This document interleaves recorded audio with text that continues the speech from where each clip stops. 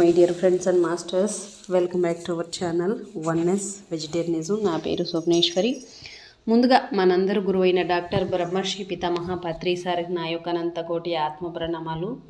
సత్యలోకవాసులకి, దివ్యలోకవాసులకి, మహాకరుణ లోకవాసులకి, నక్షత్ర లోకవాసులకి, ఏంజల్స్కి, మహావతార్ బాబాజీకి, బుద్ధ భగవానుడికి, రామ్తా మాస్టర్కి, మహా ఉపాధ్యాయుడు, మాస్టర్ టీచర్, ఇమోటల్ గురువైన తండ్రికి నా యొక్క అనంత కోటి ఆత్మ ప్రణామాలు. ఈ వర్తమాన క్షణంలో ఉన్న సమస్త సృష్టిలో ఉన్న యావత్ గురుమండలికి, కాంతి మాస్టర్స్కి, ఇమోటల్ మాస్టర్స్కి అందరికీ నా యొక్క అనంత కోటి ఆత్మ ప్రణామాలు. నా యొక్క స్వయానికి కూడా నా యొక్క అనంత కోటి ఆత్మ ప్రణామాలు. మరి రోజులాగానే ఈరోజు కూడా మరింత జ్ఞానాన్ని, విజ్ఞానాన్ని షేర్ చేయడానికి శాంత మేడం సాదరంగా వెల్కమ్ చేసుకుందాం మాస్టర్స్.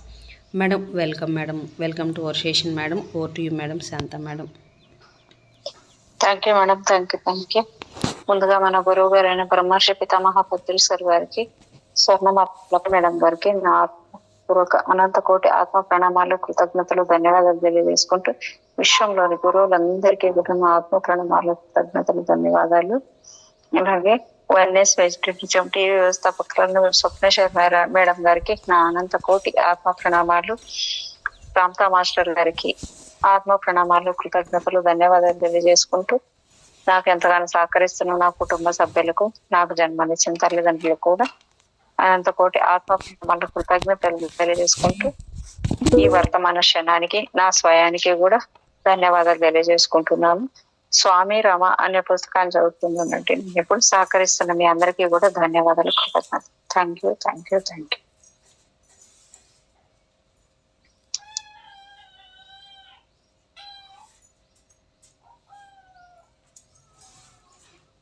ఏ ఆచరణనైనా మొదలు పెట్టాలంటే ముందుగా తీవ్రమైన కాంక్ష ఉండాలి.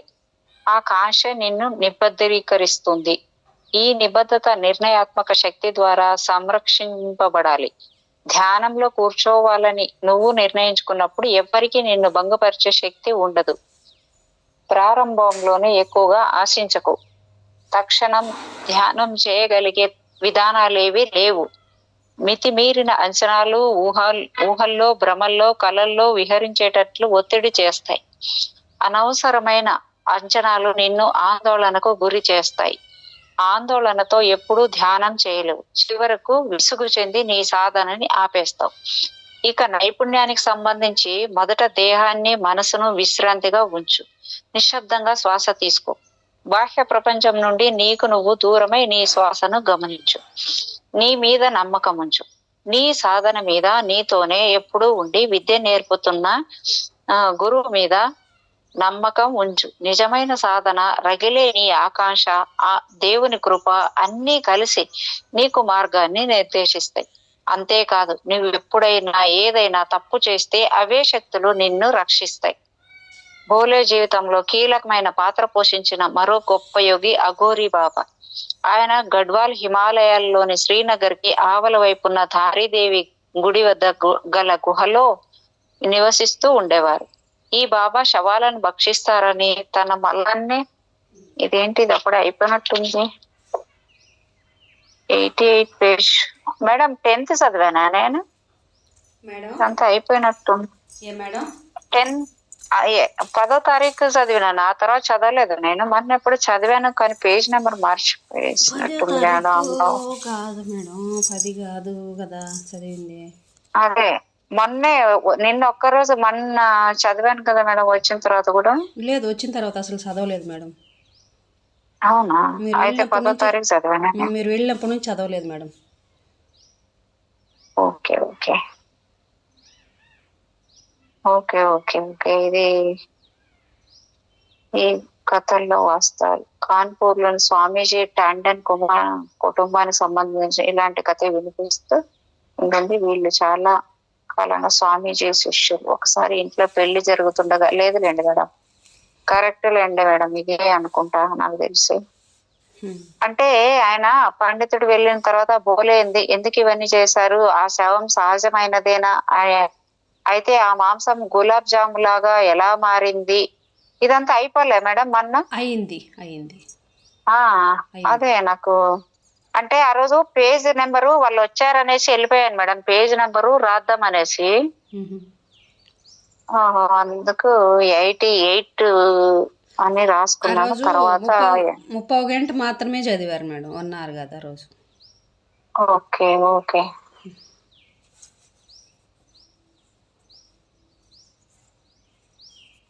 92కి వచ్చింది. ఇంకా కొంచెం వినండి మేడం, కొంచెం గుర్తొస్తుందేమో. ఇంకా దాంతో స్వామీజీ సౌరశాస్త్ర జ్ఞాన సముపార్జనతో అఘోరి బాబా ఒక ప్రధాన కారకుడని నాకు నిర్ధారణ అయింది. ఇది లేదు కదా మేడం, ఇది చదవనట్లు లేదు, నాకైతే గుర్తులేదు. ఈ కొంచెం అయితే కాదు కానీ కోర్టుకు పోవడము అంతా అయ్యింది మేడం. కోర్టుకు పోయి ఆయన ఆస్తులంతా రావడము అవంతా అయ్యింది. అవునా? ఓకే.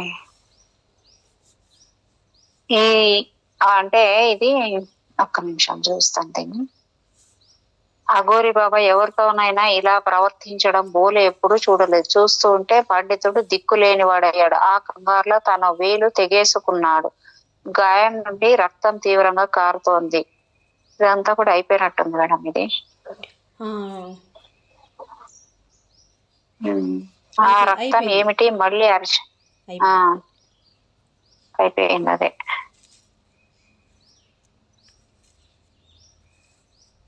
వాళ్ళు సుష్టుగా రసగుల్లాలు తిన్నారు. అయినా కుండలో ఎంత రసగుల్లాలు. ఇది కూడా అయిపోయింది. అవును. పండితుడు అంటే అట్లా అని నా గురించి గొప్పగా మాట్లాడమని చెప్పడం లేదు. అప్పుడప్పుడు ఇక్కడికి రావచ్చు, కానీ నీతో పాటు స్నేహితులను తీసుకురావాల్సిన అవసరం లేదు అన్నారు. పండితుడు వెళ్ళిన తర్వాత బోలే ఎందుకు ఇవన్నీ చేశారు? ఆ శవం సహజమైనదేనా? అయితే ఆ మాంసం గులాబ్ జామ్ లా ఎలా మారింది? మీరు ఈ విధంగా ఎందుకు జీవిస్తున్నారు? ఇది అయితే కాలేదు కదా మేడం? నాకు కాలేదండి. చెప్పండి. గులాబ్ జాము పండితుడు వెళ్ళిన తర్వాత ఎందుకు ఇవన్నీ చేశారు? ఆ శవం సహజమైనదేనా? అయితే ఆ మాంసం గులాబ్ జాములుగా ఎలా మారింది? మీరు ఈ విధంగా ఎందుకు జీవిస్తున్నారు అని ఈ బోలే అడుగుతున్నాడు. అప్పుడు అఘోరి బాబు సమాధానం ఇస్తున్నాడు మేడం. ఇదైతే చదవలేదు, నాకు గుర్తులేదు. అఘోరి బాబా సమాధానం ఇస్తూ, ఎందుకు దాన్ని శవం అంటావు? అది ఇప్పుడు మనిషి కాదు, కేవలం ఒక పదార్థం, ఎవ్వరికి ఉపయోగపడని పదార్థం. దాన్ని నువ్వు మనుషులలో కలుపుతున్నావు. ఎవరు ఆ శరీరాన్ని ఉపయోగించరు, నేను ఉపయోగిస్తున్నాను.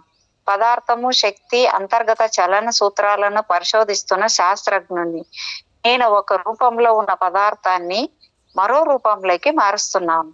నా గురువు ప్రకృతి మాత, ఆమె చాలా రూపాలను ఉత్పన్నం చేస్తుంది. నేను కూడా ఆమెనే అనుసరిస్తూ నా పరిసరాలలో అనేక పదార్థాల రూపాలను మారుస్తూ ఉంటాను. ఆ పండితుడి కోసము ఈసారి అలా చేశాను. అతను నా విషయంలో మారాడు, కానీ మిగతా వాళ్ళకి తన నుంచి దూరంగా ఉండమని హెచ్చరిస్తాడు. నేను ఈ గుహలో 13 సంవత్సరాల నుంచి ఉంటున్నాను. ఎవ్వరూ నన్ను కలవలేదు. అదే నాకు కావలసింది. బయటికి నా రూపం భీతి గొలిపేదిగా ఉంటుంది. నేను అసహ్యంగా ఉంటానని, చేపల్ని శవాల్ని తింటానని అనుకుంటారు. నా పని నేను ప్రశాంతంగా చేసుకోవడానికి, ఏ సమస్య రాకుండా ఉండడానికి వాళ్ళపై రాళ్ళు విసరుతాను. అయితే ఎవ్వరిని గాయపరచను. నా పని నేను ప్రశాంతంగా చేసుకుంటాను. హిమాలయ పరమ గురువులతో ఉన్నప్పుడు వాళ్లలో అఘోరి బాబా ప్రత్యేక ఆధ్యాత్మిక మార్గం గురించి స్వామీజీ ఈ భాగంలో వివరించారు. అఘోరి బాబా విస్తారమైన గ్రంథ జ్ఞానము గల ప్రజ్ఞావంతుడైన తాంత్రికవేత్త. ఆయన అసాధారణమైన ప్రజ్ఞా పాఠవాలు గల మహిమాన్విత సాధువు. ఆయన నిరంతరము పదార్థము, శక్తి, చలనాలు, వాటి గతి, తర్కాల గురించి, అంతర్గత మార్పుల గురించి, అవి ఏ రకంగా మానవుడి ఆత్మ చైతన్యంతో ప్రత్యక్ష సంబంధంలో ఉంటాయి అనే విషయం గురించి ఎన్నో ప్రయోగాలు చేసే ఆధ్యాత్మిక శాస్త్రవేత్త.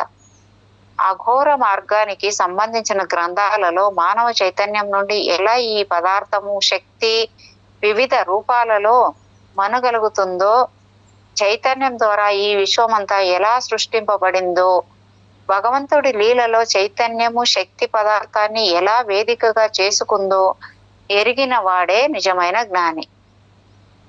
ఈ విషయంలో ప్రత్యక్ష అనుభవం గలవారే విజ్ఞులు. అఘోరి బాబా అన్న, ఆ గుహ అన్న స్వామీజీకి ప్రత్యేక అభిమానం ఉందని నేను చాలా సార్లు గమనించాను. అఘోరి బాబా చనిపోయిన తర్వాత కూడా కొంతమంది శిష్యులను తీసుకొని తరచూ ఆ గుహని సందర్శిస్తూ ఉండేవారు ఆయన. 1983లో అఘోరాల రహస్య సౌరతాంత్రిక జ్ఞానం, వారి సంస్కృతి అనే ఉపన్యాసంలో గురువుతో స్వామీజీ సంబంధం లీలమాత్రంగా కనబడింది.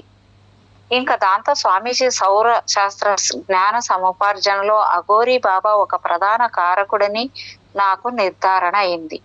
వీరితో చేసిన సంభాషణలోనూ, జీకే కవిరాజ్ అనే గొప్ప రచయిత రాసిన వ్యాసాల్లోనూ ఈ నిగూఢ శాస్త్రాలలో నిష్ణాతులైతే ఈ ఏ అస్వస్థతనైనా నయం చేయగలిగే పదార్థాన్ని శక్తిని పదార్థంగా మార్చగలిగే అసాధారణ శక్తిని కలిగి ఉంటారని నాకు అర్థమైంది. నా మనసుకి స్వామీజీ ఈ విద్యలో భారతదేశంలోనే కాక విదేశాలలో కూడా నిష్ణాతులని అనిపించింది. వారు అనేక మంది రుగ్మతలను నయం చేశారని, అలాగే శివలింగం లాంటి ఎన్నో వస్తువులను గాలి నుండి సృష్టించారని డజన్ల కొద్దీ కథల్ని నేను విన్నాను. కాన్పూర్లోని స్వామీజీ టాండన్ కుటుంబానికి సంబంధించిన ఇలాంటి కథే వినిపిస్తూ ఉంటుంది. వీళ్ళు చాలా కాలంగా స్వామీజీ శిష్యులు. ఒకసారి వాళ్ళ ఇంట్లో పెళ్లి జరుగుతుండగా కుటుంబ సభ్యుల్లో ఒకరు అనారోగ్యానికి గురయ్యారు. డాక్టర్ కూడా ఏమీ చేయలేని పరిస్థితి. ఆ పిల్లవాడు ఇక చనిపోతాడని భావించారు. ఈ విషయం స్వామీజీకి తెలిసి అక్కడికి వచ్చారు. ఒక గ్లాసుడు నీళ్లు తెప్పించుకొని ఆ గ్లాసు నీళ్లను చేతిలో ఉంచుకొని పిల్లవాడి పక్క చుట్టూ తిరిగి ఆ నీళ్లను తాగి వెళ్ళిపోయారు. అప్పటికప్పుడు పిల్లవాడి జ్వరం తగ్గిపోయింది, పూర్తిగా కోలుకున్నారు. తర్వాత మేము అమెరికాలో కూడా స్వామీజీ ప్రజల రోగాలను నయం చేసిన అనేక సంఘటనలను చూసాం. ఈ కథల్లోని వాస్తవాల పట్ల నాకు ఎలాంటి అనుమానము లేదు. కానీ ఒక ప్రత్యేక సాధన వల్ల ఇతర రోగాలను నయం చేయగలగటం లేదా పదార్థాన్ని ఒక రూపం నుండి మరో రూపంలోకి మార్చడం లాంటి అసాధారణమైన సామర్థ్యాల గురించి నాకు తెలియదు. ఆ రోజు రాత్రి నేను హిందీలోకి అనువాదం చేసిన హిమాలయ పరమ గురువులతో జీవనం అనే పుస్తకాన్ని చదివి వినిపిస్తుండగా బాగా రాత్రైంది. స్వామీజీ పొద్దున్నే రమ్మని నన్ను పంపించేశారు. పొద్దున్నే వారిని చూడటానికి ఉదయం 6:30 గంటలకు వెళ్ళాను. సామాన్యంగా వారు చిన్న భోజనాల గదిలో ఒక మూల పడుకునేవారు. కానీ ఆ రాత్రి వారు దాని పక్కనున్న మీటింగ్ హాల్లో తన దుప్పటి మీద కూర్చొని ఉన్నారు. రొద్దెక్కినా అలా కూర్చోవడం నాకు కొత్తగా అనిపించింది. గదిలోకి వెళ్ళిన వెంటనే తూర్పు వైపు మూలగా ఉన్న రబ్బరు చెట్టును చూడగా అది కాస్త పొట్టిగా కనబడింది. అసలు ఆ మొక్క బాగా పెరిగి సీలింగ్ తగిలి వంగిపోతూ ఉండేది. దాన్ని రశ్మి తగిలేటట్లు సీలింగ్ ఎత్తుగా ఉన్న అద్దాల గదిలోకి మార్చాలని కూడా అనుకున్నాం. కానీ ఇప్పుడు అది సీలింగ్ కి కనీసం 2 అడుగుల దిగువన ఉంది. మొదట దాన్ని ఎవరన్నా చిన్న తొట్టెలో పెట్టి ఉంచాలి, లేదా కొంత భాగం తొలగించైనా ఉండాలనుకున్నాను. కానీ నేను మరింత దగ్గరగా చూస్తే అదే తొట్టెలో మొక్క చివరి భాగం కూడా ఏమాత్రం చెక్కు చెదరలేదు. దాంతో స్వామీజీ, ఈ మొక్కకి ఏం జరిగింది, ఇది చిన్నదిగా ఎలా మారింది అని అడిగాను. దానికి స్వామీజీ, నేనే పెద్దవాటిని చిన్నవిగా ఎలా మార్చాలో ప్రయోగాలు చేస్తున్నాను అని బదులిచ్చారు. ఎలా చేశారు మీరు అని అడిగాడు అనమాట. చాలా సులభం. దాంట్లో ఉన్న కొంత పదార్థాన్ని, అంటే ద్రవ్యరాశి, శక్తిగా మార్చి మరో చోటికి రవాణా చేస్తున్నా. మొక్క పదార్థాన్ని శక్తిగా ఎలా మార్చారు, దాన్ని ఎక్కడ మార్చారు, నేను ఎలా చేశానో చూడాలనుకుంటున్నావా అని అడిగారు ఆయన స్వామీజీ. దాంతో తన చూపుడు వ్రేలుని మొక్క వైపు చూపుతూ నా చేతిని మొక్కకి తన చేతికి మధ్యన పెట్టమన్నారు. అప్పుడు మొక్కకి నాకు మధ్యన సుమారు 3 అడుగుల దూరం ఉంది. కానీ అప్పుడు నమ్మశక్యం కాని విధంగా విద్యుత్ శక్తి ఆయన వ్రేలు నుండి మొక్క వైపు ప్రయాణించింది. నేను భరించలేక నా చేయి తీసేశాను. స్వామీజీ తన శరీరం నుంచి కొంత శక్తిని మొక్కలోకి పంపిస్తున్నానని నా దృష్టిని మొక్క మీద ఉంచమని అన్నారు. నిమిషాల్లో చిన్న దీపాలు మొక్కంతా కనిపించాయి. మొక్క కాండం మీద పెద్ద దీపం కనబడింది. రబ్బరు మొక్క త్వరగా పెరిగేదైనా స్వామీజీ పంపుతున్న వేగానికి ఆ శక్తి ప్రమాణాన్ని గ్రహించలేకపోతోంది. అందుకే ఆ శక్తి దీపాలుగా కనపడుతున్నాయని అన్నారు. తన వేలుని దింపుతూ, ఇక్కడ మొక్క బరువు 2 పౌండ్లు పెరిగింది. నేను 2 పౌండ్లు తగ్గాను అన్నారాయన. మళ్ళీ ఆయన వ్రేలును పైకెత్తి అదే ప్రక్రియను తిప్పి చేశారు. నేను నా చేతిని రబ్బరు చెట్టుకి ఆయన వేలుకి మధ్యన పెట్టినప్పుడు బలమైన విద్యుత్ శక్తి రబ్బరు చెట్టు నుండి ఆయన వైపు ప్రయాణించడం నేను అనుభూతి చెందాను. 5 నిమిషాల్లో మొక్క పైనున్న అన్ని దీపాలు మాయమైపోయాయి. అంతటి ద్రవ్యరాశి మానవ శరీరం నిమిషాల్లోనే ఎలా దాచుకుంటుందోనని ఆశ్చర్యపోయాను. మీ ఒంట్లో దీపాలున్నాయా ఇప్పుడు అని అడిగాను. లేవు అన్నారు. అయితే ఈ శక్తినంతా ఎలా పోగు చేస్తున్నారు, ఎక్కడ దాస్తున్నారు? నేను నా కడుపులో దాచుకుంటున్నాను. ఈ శక్తిని జీర్ణం చేసుకుని నా శరీరానికి అంతటికీ తగిన సమయంలో సరఫరా చేసే జఠరాగ్నికి ఇస్తున్నాను. అదే సమయంలో స్వామీజీ సెక్రటరీ కమల గదిలోకి వచ్చింది. స్వామీజీ ఆమెను చూసి నవ్వు ఆపుకుంటూ, హే పొడుగమ్మాయి, నిన్ను పొట్టిదాన్ని చేయమంటావా అని అడిగాడు. ఆమె చిన్నగా నవ్వుతూ సార్ ధన్యవాదాలంటూ ఆ ఉదయం చేయాల్సిన పనిలో నిమగ్నమైంది. స్వామీజీతో జరిపిన అనేక చర్చల ద్వారా, చదివిన ఆధ్యాత్మిక పుస్తకాల వల్ల అగ్ని ద్వారా సమస్తము ప్రసాదిస్తాయని, వ్యాప్తి చెందుతాయని నాకు తెలుసు. అగ్నిని శరీరంలో జీర్ణం చేసుకొని దాన్ని శరీరం అంతటా సరఫరా చేసే జఠరాగ్నికి ఈ అగ్నిని ఇస్తున్నాను అని స్వామి అన్నారు. ప్రసన్న వదనంతో స్వామీజీ జరిపిన అనేక చర్చల ద్వారా, చదివిన ఆధ్యాత్మిక పుస్తకాల వల్ల అగ్ని ద్వారా సమస్తము ప్రసరిస్తాయని, వ్యాప్తి చెందుతాయని నాకు తెలుసు. అగ్నిని శరీరంలో జీర్ణం చేసుకుని దాన్ని శరీరం అంతటా సరఫరా చేసే జఠరాగ్నికి ఈ అగ్నిని ఇస్తున్నాను అని స్వామి అన్నారు. అంటే మేడం నాకు ఇప్పుడు ఒక డౌట్ ఏంటంటే, ఉన్నారా మేడం మీరు ఇక్కడ? మేడం ఉన్నాను మేడం. నాకు ఇప్పుడు డౌట్ ఏంది వస్తుందంటే, వీళ్ళు జఠరాగ్నిని తీసుకొని అది పంపిస్తున్నారు అంటే ఆ వేడిని, ఆ అయస్కాంతాన్ని మనం కావాల్సిన రీతిగా ఉపయోగించవచ్చు అని చెప్తున్నారు ఈయన స్వామీజీ. నాకు డౌట్ ఏంటి వస్తుందంటే, మనము చేతిలో పట్టుకోగానే ఏదన్నా వెన్న గాని నెయ్యి గాని మేడం ఎంత తొందరగా అది నీళ్ళ రూపంలో అయిపోతుందో, కొబ్బరి నూనె కానీ గడ్డ కట్టినప్పుడు, అంటే దీని వల్ల అవుతుంటదా మేడం ఇక్కడ? అవును మేడం, అవును. ఇప్పుడు మీరు పిలుస్తుంటే ఇక్కడే ఉన్నాను మేడం, హాల్లో కూడా లేదు, ఇక్కడే కూర్చోన్నాను. కానీ ఎక్కడో ఉన్నాను, ఫిజికల్ బాడీ ఇక్కడ ఉన్నాను, సోల్ ఎక్కడో ఉంది. మీరు పిలుస్తుంటే నాకు అక్కడెక్కడో పిలిచినట్టు మాట్లాడినట్టు ఉంది, చాలా స్పష్టంగా వినపడుతుంది. అంటే ఎరక ఉంది, అక్కడ ఎక్కడికో వెళ్ళినా కూడా ఎరక ఉంది అనమాట.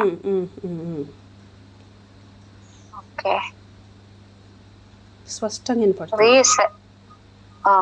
ఓకే అంటే మీరు చాలా రోజుకి చాలా అయిపోతుంది మేడం మీకు. అవును మేడం అలాగే ఉండాలండి. చాలా అద్భుతంగా రోజుకు ఒక అద్భుతాలే జరుగుతున్నాయి మేడం.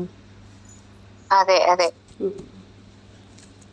మంచి కార్యాలన్నీ మీరు సంకల్పించుకోండి మేడం, బాగా చెయ్యాలి మేడం. ఈ వీటిలో మాత్రం చాలా పెరగాలి, చెయ్యాలి. బట్ ఇంకా ఒక విషయం ఏంటంటే మేడం, మనము అది మాట్లాడకూడదు, చెప్పకూడదు ఏం కాదు.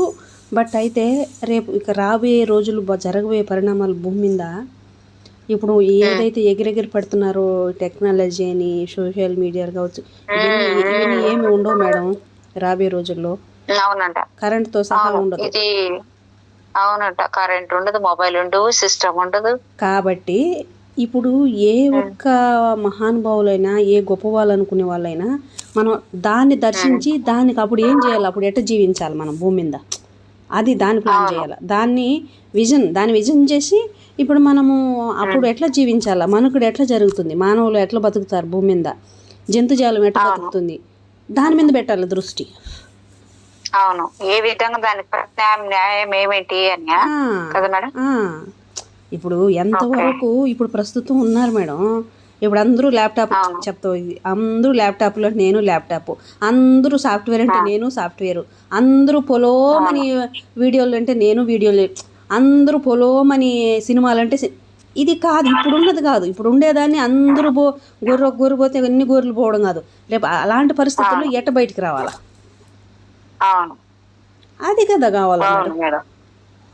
అవును, నిజమే మేడం, నిజమే. ఇప్పుడు బువ్వ అంతెందుకు, బువ్వ బతికేదానికి అంత ఫుడ్ కావాలి కదా. మేడం, మీరు ప్రతిదీ వచ్చిన విజన్ అన్ని రాసి పెట్టండి మేడం. కొన్ని ఏమైనా తెలుస్తాయేమో అవి రాసుకునేవి ఆ టైంకి, ఒకవేళ చాలా రోజులు అయిన తర్వాత ఒకవేళ మీకు గుర్తు లేకపోతే అన్నట్టు నాకు అనిపిస్తుంది మేడం. నేను చెప్తున్నా, మరి అదే రాస్తాను ఏదో కనుక అన్ని రాస్తాను. రాసి పెట్టుకోండి. నిన్నటికి చెప్పాను, నిన్నే విఘ్నేశ్వరుడు నువ్వు ఎక్కడికి వెళ్ళినా, ఎప్పుడైనా, ఎక్కడైనా, ఏ సమయంలో అయినా, ఎలాంటి పరిస్థితులైనా నేనున్నా, నీకు తోడు, నన్ను పిలువు, నేను పలుకుతాను, నేనుండా నీకు.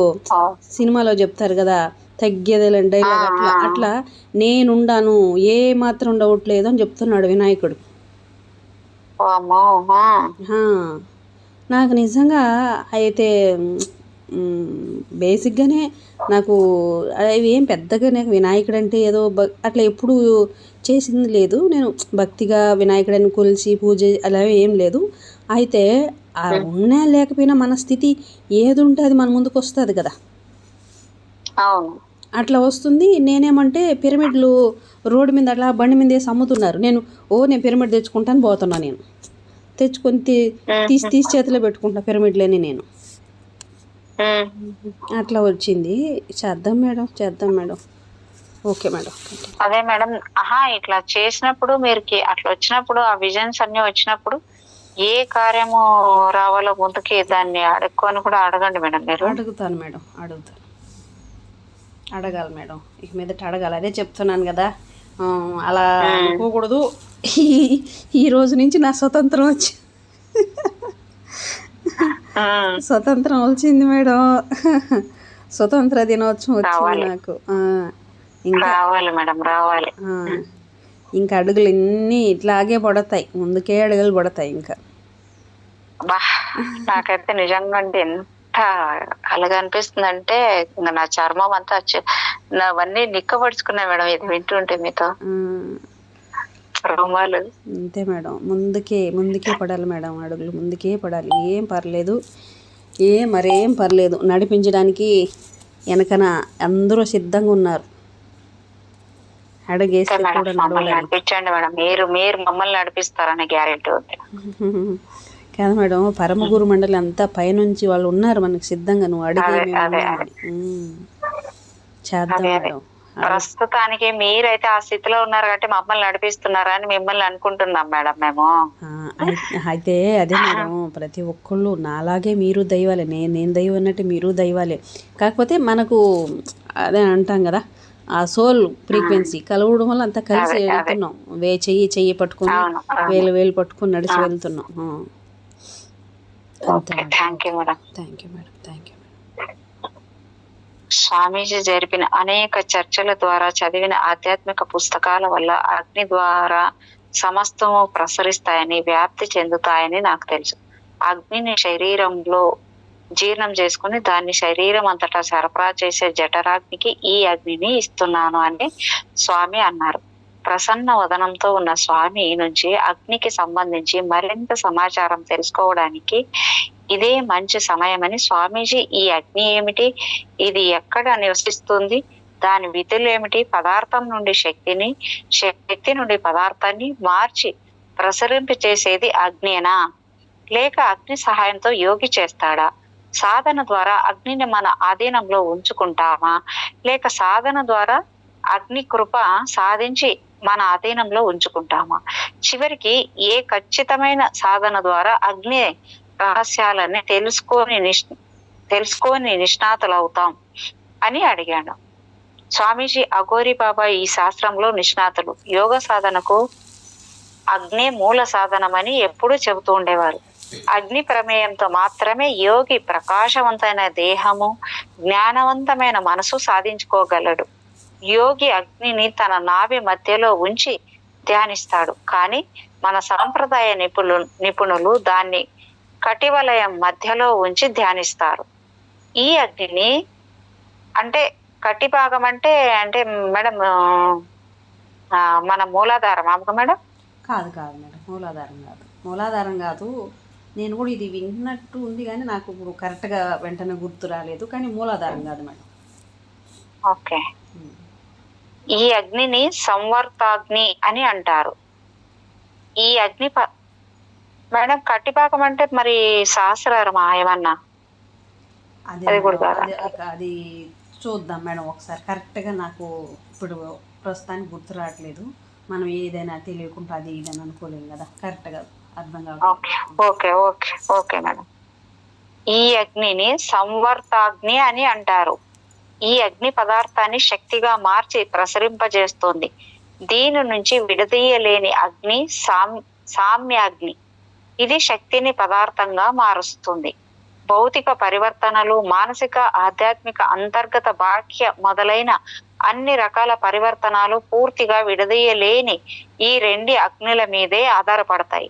కొంతమంది యోగ సాధనను అనుసరిస్తే మరికొంతమంది కర్మకాండాలతోనూ, బలులతోనూ, మంత్రోచ్చాటనలతోనూ వీటిని సంధానకర్తలుగా వ్యవహరిస్తుంటారు అని అన్నారు. నేను ఈ శాస్త్రాన్ని నేర్చుకొని సాధన చేయవచ్చా అభ్యర్థించాను. ఎందుకు చేయకూడదు? నిజానికి ఈ విషయంగా జ్యోతిపథం ప్రకాశం అనే పేరుతో ఒక ఇంటెన్సివ్ కోర్సును అందించాల్సి ఉంది. అది ప్రజలకెంతో సహకరిస్తుంది అన్నారు ఆయన. ఆ రకంగా స్వామీజీ అదే పేరుతో ఆ కోర్సును ప్రారంభించారు. తరువాత పుస్తకాలలోనూ ఉపన్యాసాలలోనూ ఇదే పేరుతో ప్రచురింపబడింది. స్వామీజీ గుర్తు పెట్టుకున్న మరో గొప్ప సాధువు సోంబారి బాబా. ఆయన హిమాలయాల్లోని కుమువు జిల్లాలోని అల్మోరాకి 15 మైళ్ళకి ఆవల నివసిస్తూ ఉంటారు. ఈయన కఠోర నియమాలకి, ఉదారతకి పెట్టింది పేరు. ఆయన ఎక్కడ పుట్టారో, అసలు పేరేమిటో ఎవరికీ తెలియదు. దాంతో ప్రజలు అతన్ని సోంబారి బాబా అని పిలుస్తారు. ఎందుకంటే ప్రతి సోమవారం తన ఆశ్రమంలో ప్రజలకి విందు భోజనం ఏర్పాటు చేస్తారు. ఆ బాబా హిందీలో సోంబార్ అంటే సోమవారము అని అర్థం. సోంబారి బాబా తన నాకేమనిపిస్తుంది అంటే, అన్నదానం అది అన్నం నిత్య అన్నదానం జరగాలి. ఒకటి. రెండోది నాకు అనిపించేది ఎప్పుడు పెళ్ళిళ్ళు మేడం, పెళ్ళిళ్ళకి తాళిబొట్టులు, బట్టలు అవి వాళ్ళ పెళ్ళిళ్ళకి శ్రీమంతాలు, కడుపుతో ఉండే స్త్రీకి శ్రీమంతాలు అవి చేయించాలని నాకు ఇష్టం మేడం. చేయండి మేడం. మీకు ఏదొచ్చినా కూడా మీకు లోపల నుంచి వచ్చినప్పుడు ఏది అన్ని కరెక్ట్ ఉంటాయి. ఎప్పటి నుంచో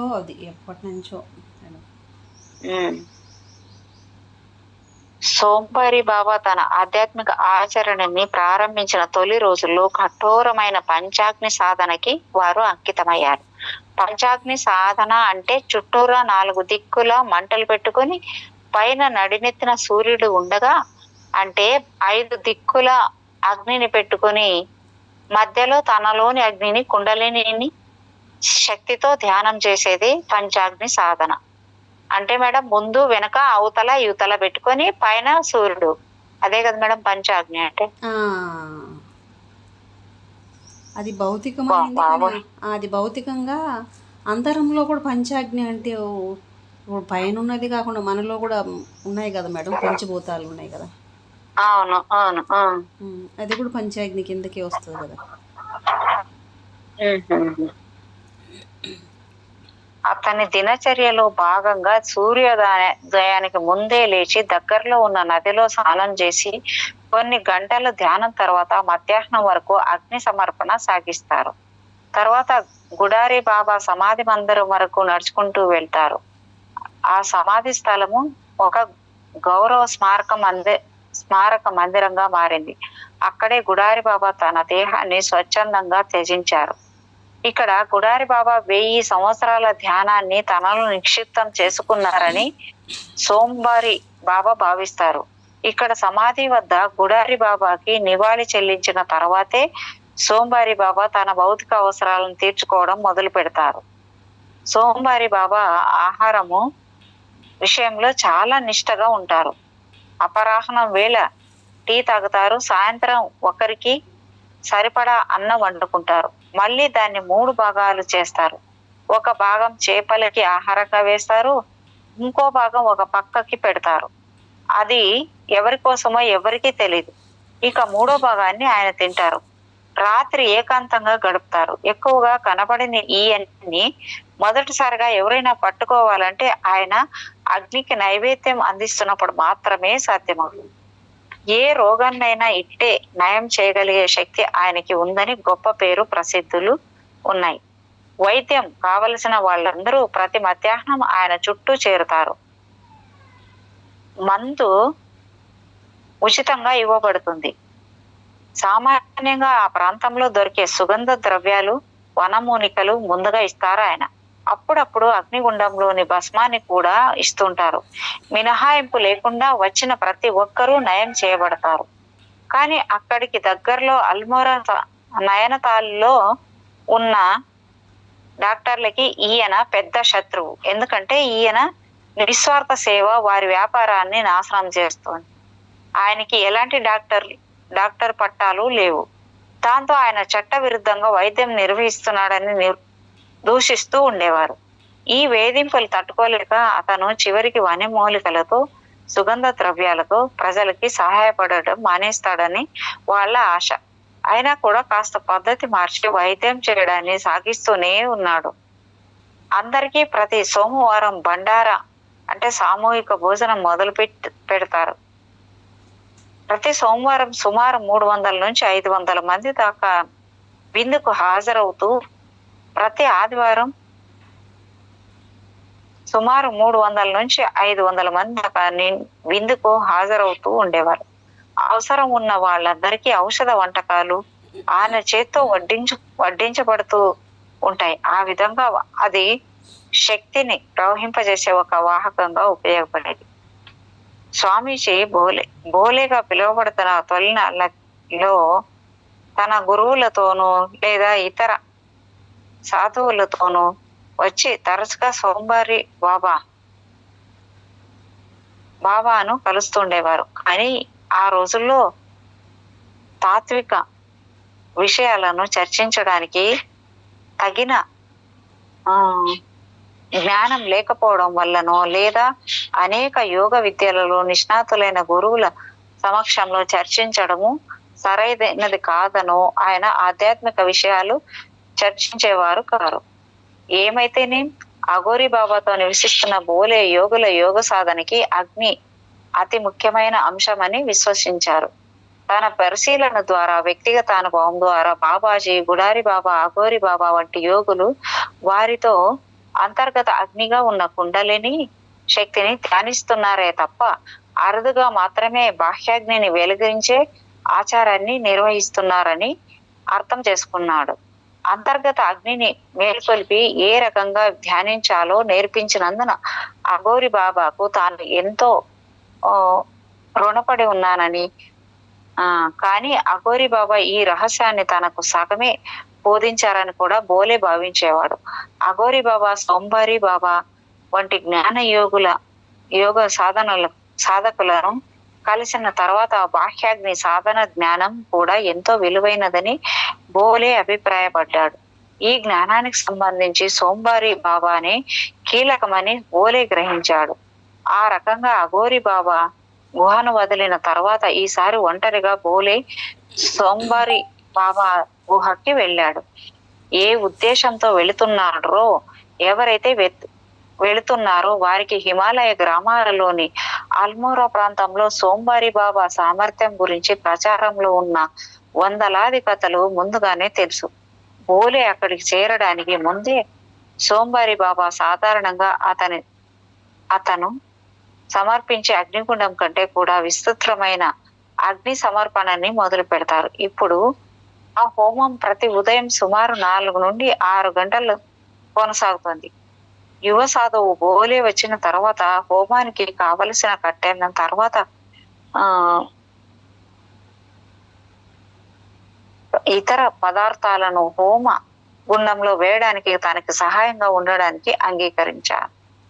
అంతేకాక తనకి ఏమైనా మధ్యలో కావలసి వస్తే తీసుకొని రావడానికి బోలేను అక్కడే దగ్గరలో ఉండమని చెప్పారు ఆయన. దీంతో ఈ హోమ క్రతువుల్లో అప్పటికప్పుడు సోంబారి బాబా చుట్టూ ఆవిష్కరింపబడుతున్న ఒక అద్భుతమైన దృగ్విషయాన్ని సాక్షిభూతంగా తిలకించే అవకాశం బోలేకి లభించింది. ఒక్కొక్కసారి ఆ, హోమజ్వాలలు సోంబారి బాబా చుట్టూ ఎగజిమ్ముతూ ఉండేవి. అయినా అతనికి ఏమీ అయ్యేది కాదు. ఒక్కొక్కసారి కాలుతున్న కట్టెలు పేలి దాని నుండి బొగ్గు ముక్కలు వచ్చి ఆయన ఒళ్ళో పడుతుంటాయి. వాటిని తన చేతులు ఖాళీగా ఉన్నప్పుడు అగ్నికి నైవేద్యం ఇవ్వనప్పుడు వ్రేళ్లతో తీసి హోమగుండంలో వేసేవారు. ఎలాంటి ఆటంకం లేకుండా ఆయన సాధన కొనసాగిస్తూనే అంటే ఉండేవారు. పంచభూతాలు వశమైపోతాయి మేడం వాళ్ళకి. ఆహా. పంచభూతాలు వశమైపోయాయి అనుకోండి, ఏముంది, అగ్ని, భూమి, నీరు ఇవన్నీ ఏమి చేయవు వాళ్ళకి. అంటే దానివల్ల ఎఫెక్ట్ ఏమి ఉండదు అనమాట. ఓకే. వర్షం కావచ్చు, అవన్నీ ఏం కాదనమాట వాళ్ళకి. ఇంకా వాయువు కూడా ఉంది కదా, గాలి, శ్వాస అన్నీ వచ్చేస్తాయి శరీరంలోకి. వాటిని తన చేతులు ఖాళీగా ఉన్నప్పుడు అగ్నికి నైవేద్యం ఇవ్వనప్పుడు వ్రేళ్లతో తీసి హోమగుండంలో వేసేవారు. ఎలాంటి ఆటంకం లేకుండా ఆయన సాధన కొనసాగిస్తూనే ఉన్నారు. ఒక్కొక్కసారి హోమగుండంలోని వేర్వేరు మూలాల నుండి రకరకాల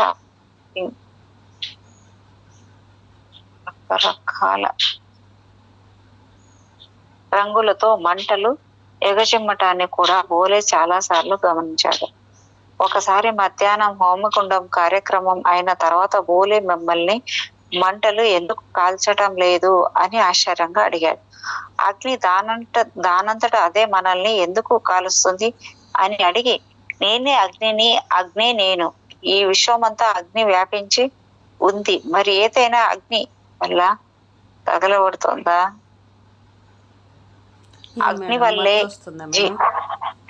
మేడం స్టార్ట్ మళ్ళీ ఒక నిమిషం మేడం, కొంచెం ఇస్తాను.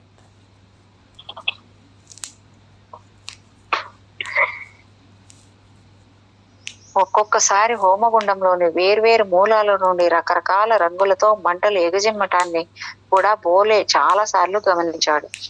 ఒకసారి మధ్యాహ్నం హోమగుండం కార్యక్రమం అయిన తర్వాత బోలే మిమ్మల్ని మంటలు ఎందుకు కాల్చటం లేదు అని ఆశ్చర్యంగా అడిగాడు. అగ్ని దానంతట అదే మనల్ని ఎందుకు కాలుస్తుంది అని అడిగి, నేనే అగ్నిని, అగ్నే నేను, ఈ విశ్వమంతా అగ్ని వ్యాపించుతూ ఉంది, అంతా నేనే, అంత రామ్త, అంత రామ్తానే నేను, నేనే రామ్త, అంతా నేనే, అంతా రామ్తానే అంటారు. అట్లాగా అంతా అగ్ని, అగ్నే నేను, నేనే అగ్ని అయినప్పుడు అది చాలా చూడండి. మరి ఏదైనా అగ్ని వల్ల తగలబడుతోందా? అగ్ని వల్లే జీవ చైతన్యం సుస్థిరంగా కొనసాగుతుంది. అగ్ని దివ్య స్వభావాన్ని తెలియని వారు మాత్రం భయపడతారు అని బదులిచ్చారు. అంటే ఈ దివ్యంలో ఉన్నప్పుడు అది మనల్ని ఏం చేయదు, భౌతికంగా ఉన్నప్పుడు అది కాలుస్తుంది కదా మేడం. బోలేకి సోంబారి బాబా చెప్పిన చిక్కు సమాధానాలన్నీ అర్థం కాలేదు కానీ అగ్ని అనేది మనలాగే మేధస్సుతో కూడిన దివ్య స్వభావం కలదని, కనీసం విశ్వమంతా అగ్ని ఉంది, అగ్ని నిండి ఉంది, కాంతి ద్వారా వేడి ద్వారా వ్యాపించి ఉందనే విషయం అతనికి అర్థమైంది. కానీ సోంబారి బాబా అన్నట్టు నేనే అగ్నిని, అగ్ని నేను అన్న మాట అర్థం కాలేదు. మొత్తానికి విషయం అర్థమైంది అనే ఆశతో బోలే మరో ప్రశ్నను సంధించాడు. ఒక్కొక్క సమయంలో జ్వాలలు ఒక్కొక్క రంగుతో ఎందుకు ఎగచిమ్ముతూ ఉంటాయి? జ్వాలలో అగ్ని నాలుకలు, అవి 7, ప్రతి నాలుకకి దాని ప్రత్యేకమైన రంగు ఉంటుంది. నువ్వు అగ్ని మొదలు పెట్టే ముందు అగ్ని నాలుకలన్నింటినీ ఆవాహనం చేస్తావు. ఆ తర్వాతే నువ్వు నీ హవిస్సులు వేయడం మొదలు పెడతావు. నీకు అర్పించే హవిస్సుల వెనక మేడం ఏంటి మేడం ఇంతమంది తర్వాత వెళ్లితే లేవగానే ఒక్క సెకండ్ కూడా ఉండదు మేడం. మరి ఇట్లా చదువుతున్నప్పుడు నిద్ర కాదు మేడం, అంతే. జ్వాలలో అగ్ని నాలుకలు, అవి 7, ప్రతి నాలుకకి దాని ప్రత్యేకమైన రంగులు ఉంటుంది. నువ్వు అగ్ని కర్మ మొదలు పెడితే ముందు నా అగ్ని నాలుకలన్నింటినీ ఆవాహన చేస్తావు. ఆ తర్వాతే నువ్వు నీ హవిస్సులు వేయడం మొదలు పెడతావు. నీవు అర్పించే హవిస్సుల వెనక ఉన్న లక్ష్యాలు, వాటి లక్షణాలని అనుసరించి వాటిని స్వీకరించడానికి ఒక విశిష్టమైన నాలుక ముందుకు వస్తుంది. నేను అగ్నికి సమర్పించే హవిస్సులన్నీ ఒకే లక్షణంతో ఉన్న వేర్వేరు సమయాలలో వేర్వేరు ప్రకృతి శక్తులను బలోపేతం చేయడానికి అగ్నికి హవిస్సులు వేస్తూ ఉంటాను. అందుకే అప్పుడప్పుడు అగ్ని జ్వాలల రంగు మారుతూ ఉంటుంది. అగ్నికి సమర్పించే పదార్థాలు మన కర్మల్ని, చిహ్నాలని, వాటిని అగ్నికి బలి ఇవ్వడం ద్వారా మన కర్మలు అగ్నితో సంస్కరింపబడుతున్నాయని ఒక 2 నిమిషాలు తిరుగుతూ చెప్తాను మేడం. నిద్ర మళ్ళీ ఇలా మూసుకొస్తాను. మన కర్మలు అగ్నిలో సంస్కరింపబడుతున్నాయని, ఆ రకంగా అగ్ని క్రతువు మన ఆధ్యాత్మిక ఆచరణకు బలోపేతం చేస్తోందని నేను అనుకున్నాను. అగ్నికి హవిస్సులు చేయడం ద్వారా ప్రకృతిని బలోపేతం చేస్తున్నామని నేనెన్నడూ అనుకోలేదు. నాకు అర్థం కానిది ఏమిటంటే, ప్రకృతి మనకన్నా శక్తివంతం, సర్వవ్యాపితం. అలాంటి ప్రకృతి మన మీద ఆధారపడుతుందా? ఈ సాలెగూడు లాంటి జీవ ప్రపంచంలో ప్రతిదీ ఒకదానితో ఒకటి మొత్తంగా సంబంధంలో ఉంటాయి. ఇతరుల ఆరోగ్యానికి, సంతోషానికి విడిగా మన ఆరోగ్యం, సంతోషం మనజాలదు. మన అంతర్గత శక్తి, ఆధ్యాత్మిక జ్ఞానము బాహ్య ప్రపంచాన్ని ప్రభావితం చేస్తుంది.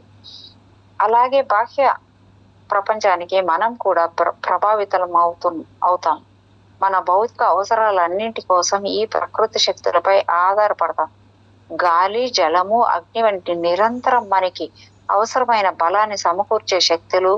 ఈ శక్తులు కనుక బలహీన పడితే మనం ఆరోగ్యంగా ఉండలేం. అలాగే ఈ ప్రకృతిలో సామూహిక మేధస్సు ఉంది. ఈ సామూహిక మేధస్సు బలహీన పడితే మన వ్యక్తిగత మేధస్సు కూడా గందరగోళానికి, అయోమయానికి గురై దిక్కు లేనిదైపోతుంది. నువ్వు ఈ ప్రకృతిలో భాగం. ఈ ఆపద నుండి నిన్ను నువ్వు రక్షించుకోవాలంటే ప్రకృతిని బలోపేతం చేయడమే ఉత్తమమైన మార్గం. ఈ కాలం పిల్లలు మీ జ్ఞానానికి బానిసలయ్యారు. సత్యాన్ని నేరుగా అనుభవంలోకి తెచ్చుకోవడం కన్నా దానిలోని సంకేతార్థాన్ని చూడడానికి ఇష్టపడతారు. అగ్ని ఒక సజీవ సత్యం, భూమికి స్వర్గానికి ఒక అనుసంధానం. ప్రతి వ్యక్తిలోను ప్రతి పదార్థంలోనూ ఈ దివ్యమైన అగ్ని కొలువుదీరి ఉంటుంది. అది మన శరీరంలోని ప్రతి కణంలోనూ ఉంటుంది. మన ప్రతి చర్యకు ఇది సాక్షిభూతం. మన ఆలోచనలకు, మన మాటలకు, మన చర్యలకు అగ్నే మూల కారణం. ఇదే అగ్ని మన దేహానికి బాహ్యంలో కూడా ఉంటుంది. ఈ సృష్టిలో ఉన్న అగ్ని ప్రతి పదార్థంలోని ప్రక్రియలను, మార్పులను ప్రోత్సహిస్తుంది, నిర్వహిస్తుంది. మీరు మీ మానసిక రుగ్మతలను జ్వాలాగ్ని ద్వారా నాశనం చేయగలరు. కానీ స్పష్టంగా కనపడే భౌతికమైన రుగ్మతల్ని బగబగలాడే మంటల్లో నాశనం చేయగలరు. అగ్ని అనేది దేనికో సంకేతం కాదు, మానవుడి స్వీయ సాక్షిభూత ఆధారిత వాస్తవం. మనం అనేక నామాలతో నిరాకారిగా ఉన్న దేవుడిని ప్రేమించటం ద్వారా ఆత్మకు, శరీరానికి, భావోద్వేగాలకు బలాన్ని చేకూర్చుకున్నట్టే దేవుడు భూమిపై ఆవిష్కరించిన అగ్నికి నైవేద్యాన్ని సమర్పించడం ద్వారా మన ప్రేమను తెలియజేస్తాం. విశ్వమంతా వ్యాప్తి చెంది పరిణామ సూత్రాలను అమలు చేస్తున్న ఈ అగ్ని దివ్యానుభూతిని పొందడం అంటే దైవత్వాన్ని అర్థం చేసుకోవడమే. అదే మేడం, కూర్చొని కొండ నిలబడినా కూడా వస్తుంది మేడం అట్లా. సరే మేడం, ఆపేద్దామా మేడం? వద్దు మేడం, మరి ఒక 15 మినిట్స్ ఖచ్చితంగా చేద్దాం మేడం, 1 అవర్ చేద్దాం. విశ్వం అంతా వ్యాప్తి చెంది పరిణామ సూత్రాలను అమలు చేస్తున్న అగ్ని దివ్యానుభూతిని పొందడం అంటే దైవత్వాన్ని అర్థం చేసుకోవడమే. అదే అగ్నిని నేరుగా హోమగుండంలో ప్రత్యక్ష అనుభూతి పొందడం అంటే మనల్ని మనము అర్థం చేసుకోవడం, మనలోని అగ్నిని సాక్షాత్కారం చేసుకుని ఆకస్మికంగా దాని ప్రకాశం నుండి వెలువడిన పరమానందాన్ని పొందడం యోగ సాధన. బాహ్య ప్రకృతిలోని అగ్నిని వెలిగించి దానికి నైవేద్యాన్ని సమర్పిస్తూ ప్రకృతి శక్తులను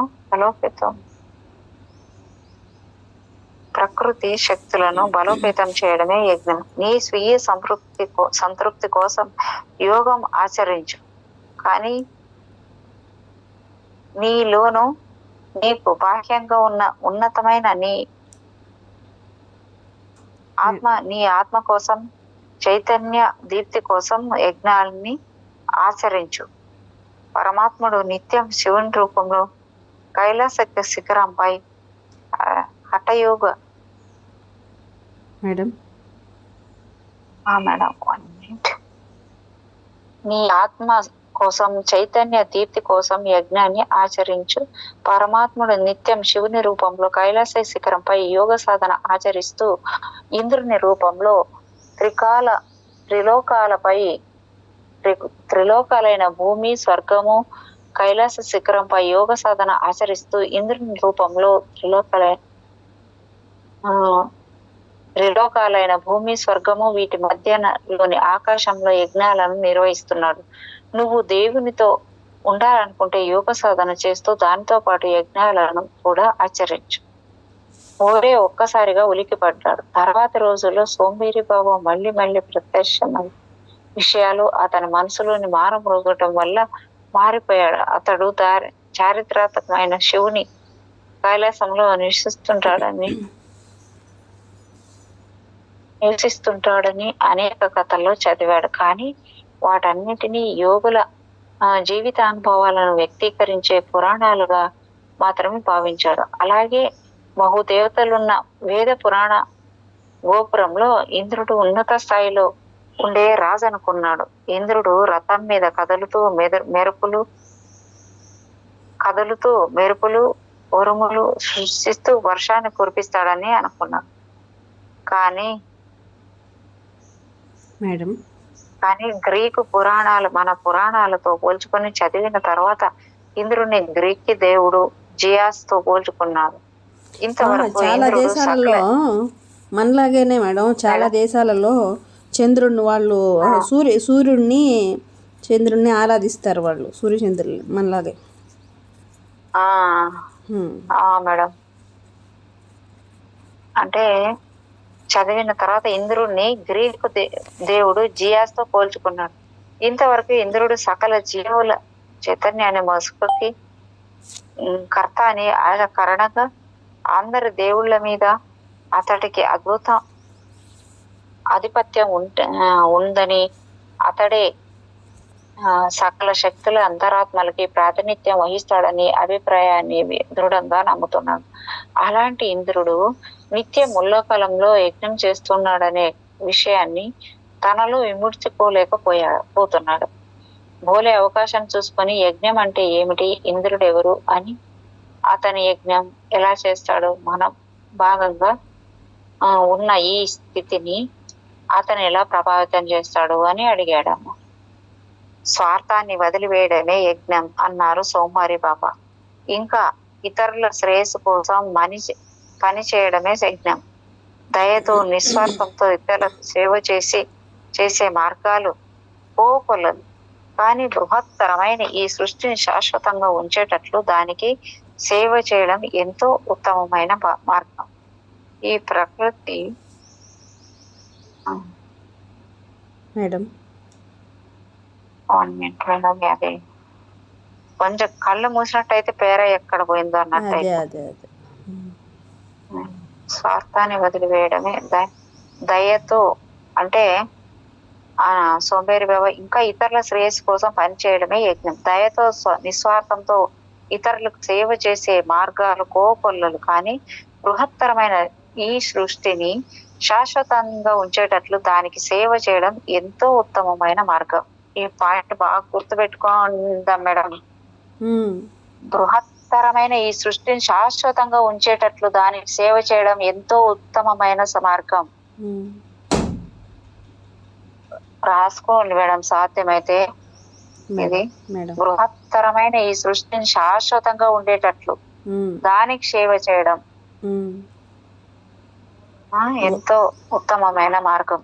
ఈ ప్రకృతి దానిలోని పొందిక, సుస్థిరత, సమతూకం స్థిరంగా ఉండేటట్లు చేయడమే ఈ సృష్టికి మనం చేసే గొప్ప సేవ. ఎంత అద్భుతంగా మేడం, మేడం ఎంత అద్భుతంగా ఉన్నాయి ఈ పాయింట్లు. బృహత్తరమైన పని ఈ సృష్టిని శాశ్వతంగా ఉంచేటట్లు ఉండడానికి శాశ్వతంగా ఉంచేటట్లు దానికి సేవ చేయడం ఎంతో ఉత్తమమైన మార్గం. మరి ఈ ప్రకృతి దానిలోని పొందిక, సుస్థిరత, సమతూకం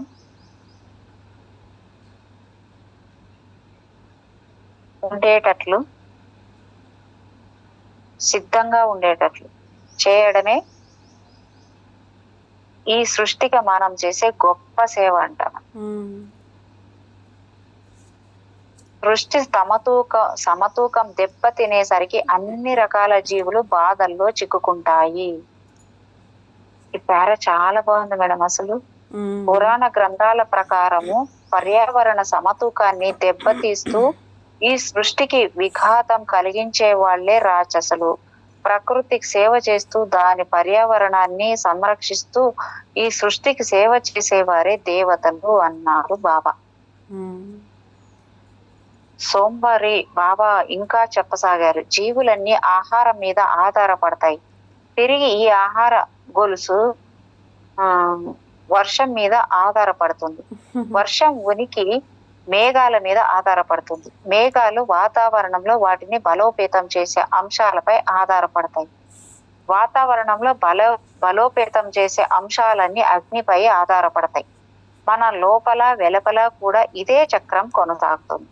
అంతిమంగా అన్ని రకాల జీవులు ఆరోగ్యం, శ్రేయస్సు అగ్నిపై ఆధారపడుతుంది. ఆ కారణం వల్లే అగ్ని అన్నింటికీ కేంద్ర బిందువు అన్నారు. బాగున్నాయో. భగవద్గీత ఉపనిషత్తులలో యజ్ఞం గురించి బోలే తెలుసుకున్నాడు, కానీ వాటన్నింటినీ మామూలుగా వర్ణనలుగానే తీసుకున్నాడు. అతని ప్రాధాన్యత ఎప్పుడూ అగ్నిగుండంలోని అగ్నిని ధ్యానం చేసి దాని ద్వారా ఆధ్యాత్మిక అనుభవాలు పొందడమే. నిజానికి అతడు అన్ని ఆచార క్రతువులను అంగీకరించాడు. వాటిలో అగ్ని సాధన కూడా ఒకటి. అది కేవలం ఆధ్యాత్మిక సార్థకత లోపించిన మతపరమైన వేడుకగానే తోచింది అతనికి.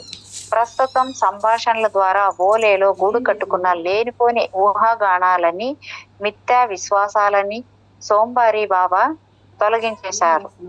బోలేకి మేడం ఓకే బోలేకి సోంబారి బాబా పట్ల నమ్మకం ఉంది. ఆయన చెప్పేదే విశ్వసించేవాడు.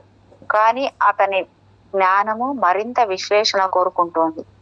ఎవరన్నా వాతావరణాన్ని పోషించడం ద్వారా మొత్తం ఆహార ఆవరణాన్ని, దాని గొలుసుని అగ్నికి నైవేద్యం సమర్పించడం ద్వారా ఎలా పోషిస్తారో ఖచ్చితంగా తెలుసుకోవాలని ఉంది. అందుకే ఒకరోజు అగ్ని ఆరాధననే ఈ ప్రకృతి సేవకి అత్యుత్తమమైన మార్గం. ఎందుకనే విషయం నాకు ఇప్పటికీ అర్థం కాలేదు. అగ్నికి అంకితం ఇస్తున్న ఈ ధాన్యము గింజల్ని అవసరమైన వారికి ఎందుకు ఇవ్వకూడదు? సమయాన్ని మొక్కలు పెంచడానికి, హాస్పిటల్స్ లో ఉన్న రోగులకు సేవ చేయడానికి కాకుండా గంటలకి గంటలు ఈ అగ్నికి నైవేద్యం చేయడం ఎందుకు? ప్రజలకు ప్రకృతి పర్యావరణ రక్షణ ప్రాముఖ్యతను తెలియజేయకుండా అగ్నికి నైవేద్యం సమర్పించడం ద్వారా ఎక్కువ ఉపయోగం ఉంటుందని ఎలా చెప్పగలం? మానవులు తెలివైన వారే కానీ స్వయం వినాశకకారులు మిగతా జంతువులలాగే వాళ్ళు బహుమతులకి శిక్షలకి అనుగుణంగా నడపబడేవారే. పైపెచ్చు వాళ్ళు స్వార్థపరులు. సంతోషాలు సాధించాలనే కోరికలతో గ్రుడ్డి వాళ్ళు క్షణికమై ఆనందం వాళ్ళకి శాశ్వతమైన వ్యధ కలిగిస్తుందనే విషయాన్ని గమనించరు. అందుకే వాళ్ళు దేవుడి సలహాలను పెడచెవిన పెట్టారు అని సోంబారి బాబా వివరించారు. కొన్ని నగరాల ప్రజలు గాలి పీల్చలేనంతగా విపరీతమైన కాలుష్యంతో నిండిపోయాయని విన్నాను. ఆ నగరాలకి దూరంగా ఉండే ప్రజలు ఇదేం పట్టించుకోరు. ఎందుకంటే వాళ్ళకేం కాదని నమ్ముతారు. కానీ ఈ భూమి ఏకీకృత జీవావరణ సముదాయం. ఈ కాలుష్య మూలకాలు వాతావరణంలో పోగపడిపోవడం వల్ల మొట్టమొదట గాలి మేఘాలు కలుషితమవుతాయి.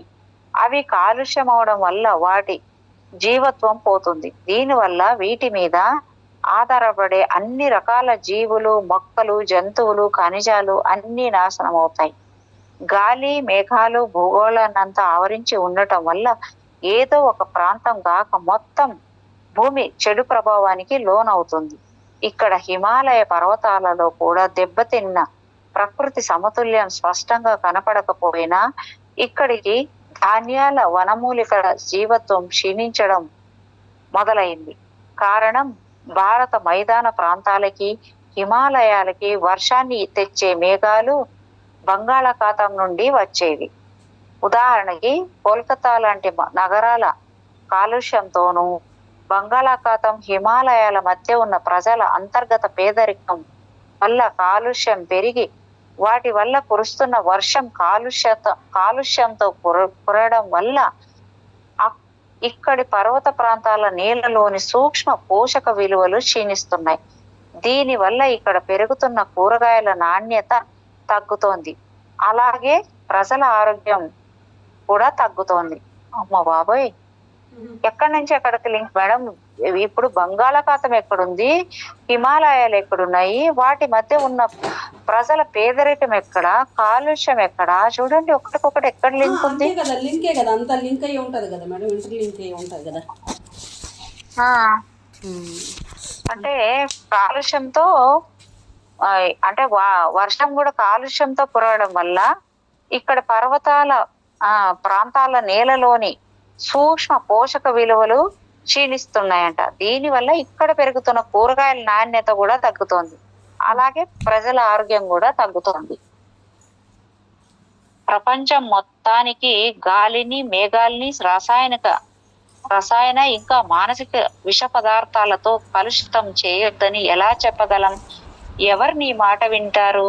నువ్వు పిచ్చివాడివి కాదని ఎలా చెప్పగలవు? ప్రకృతి సమతుల్యాన్ని సంరక్షించాలంటే ప్రకృతి కాలుష్యాన్ని, దాని శక్తులను పునరుజ్జీవింపజేసే కార్యక్రమంతో మట్టి, నీరు, గాలి, అగ్ని కాలుష్యాలను నిర్వీర్యం చేయాలి. దీనికోసం పూర్వకాలంలో సాధువులు ఒక వ్యవస్థను కనుగొన్నారు. ఆ వ్యవస్థే యజ్ఞం. అంటే ఈ కాలుష్యాలన్నీ తాళిగట్టాలంటే, ఆపాలంటే యజ్ఞాలు చేయాలంట మేడం. అంటే సాధువులు పూర్వకాలంలో కనుగొన్నవి ఇవి. ఇది యజ్ఞంలో ప్రకృతి కాలుష్యాన్ని నిర్వీర్యం చేసి, అంటే దీన్ని బట్టి నాకు ఒకటి గుర్తొచ్చింది ఏంటంటే మేడం, అప్పుడు భోపాల్లో గ్యాస్ పేలుడు జరిగినప్పుడు మేడం, అక్కడ ఒక బ్రాహ్మిన్స్ ఇల్లు ఉండేదంట. మొత్తం రోజు వాళ్ళు వెలిగించి రోజు అగ్నిహోత్రం చేసేవాళ్ళంట. ఆ చేసిన దాని వల్ల రోజు చేయడం బట్టి వాళ్ళు ఒక 2 కుటుంబాలు ఉండేవాళ్ళంట. ఆ కుటుంబాలకు మాత్రం ఆ ఎఫెక్టే కలగలేదంట మేడం. మొత్తం ఊరు ఎన్ని ఊర్లు ఉంటే అన్ని ఊర్లకి అటువైపు చుట్టుపక్కల మొత్తం దాంతో ఇప్పటికీ వాళ్ళకి ఆ ఎఫెక్ట్ ఉందంట మేడం. మాటలు రాకపోవడము, మరి బుద్ధిమాంద్యము, చేతులు గాళ్ళు పడిపోవడము, ఇలాంటివన్నీ మొత్తం ఊర్లకి బాకిపోయాయంట మేడం. శాస్త్రజ్ఞులు కూడా అర్థం కానిది అప్పుడు అర్థమైంది అంట వాళ్ళకి అప్పుడు. అంటే ఇది నిత్యము వీళ్ళు అగ్నిహోత్రం వల్ల, అంటే దాంట్లోకి వేసే ఇవి మేడం, మనము ఆ సాంబ్రాణి అంటాం చూడండి, ఆ పొగలతోటి వాతావరణం అంతా కూడా వాళ్ళ ఇంటి వాతావరణం వరకు అది కాలుష్యాన్ని రాకుండా తడగట్టి వాళ్ళ మనకి అంటే వాళ్ళ శ్వాసలకి ఏ ఇబ్బంది కలగకుండా చేశాయంట మేడం, లోపల పోకుండా చేశాయంట. నిత్యం అది తీసుకోవడం వల్ల ఆ గాలి అనేది ఆక్సిజన్ లోని మనకి మనకి ప్రాణవాయువును ఎక్కువ పెంచుతాయంట మేడం, నిత్య అగ్నిహోత్రం చేస్తే. నేను కూడా కరోనా టైంలో చాలా చేసేకపోతే దాని వల్ల ఉపయోగం లేదని మా అబ్బాయి గొడవ చేశాడు. యజ్ఞంలో ప్రకృతి కాలుష్యాన్ని నిర్వీర్యం చేసి దాన్ని బలోపేతం చేసే పదార్థాలు ఉన్నాయి. అగ్ని మంత్రోచ్ మేడం అయిపోయింది మేడం, ఇప్పుడు స్టార్ట్ చేసేది వద్దులేండి, ఇంకా అయిపోయిందిలేండి, టైం అయింది కదా. అవును madam. Okay madam. Okay madam, thank you madam. Thank you so much madam, మీకు నా యొక్క హృదయపూర్వకమైన కృతజ్ఞతలు madam. Thank you so much.